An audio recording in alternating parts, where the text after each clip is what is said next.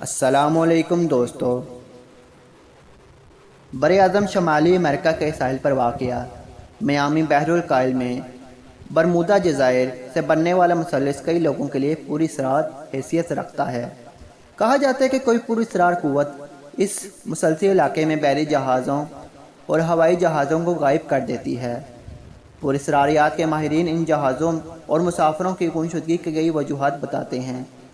ان میں پوری اسرار کلمے یا کوئی دوسری قوت ہے جو ہر چیز کو غائب کر دیتی ہے۔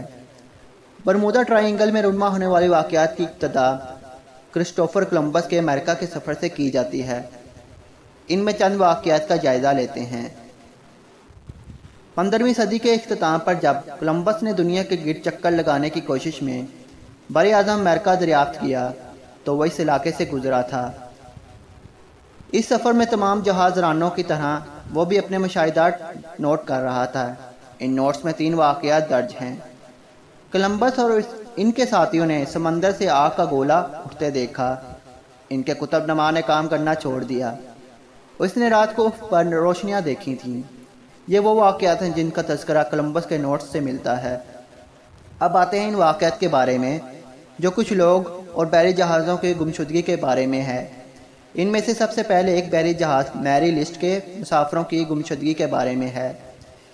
1872 میں نیو یارک کے ساحل سے میری لسٹ بحری جہاز نے یورپ کی طرف اپنے سفر کا آغاز کیا۔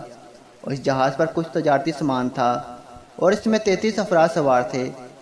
ایک ہفتے کے بعد ایک اور جہاز ڈی گریشیا بھی اس راستے پر روانہ ہوا۔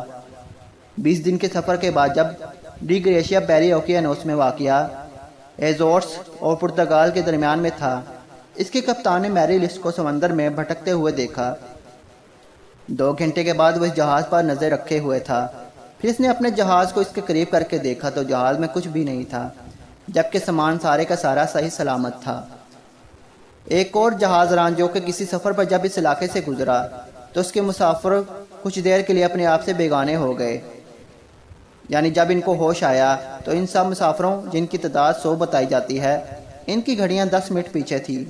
ان کے کھانے کے برتن اور کھانا جو کہ کافی دن کے سفر کے بعد ٹھنڈا پڑ گیا تھا اب اس سے بھاپ نکل رہی تھی۔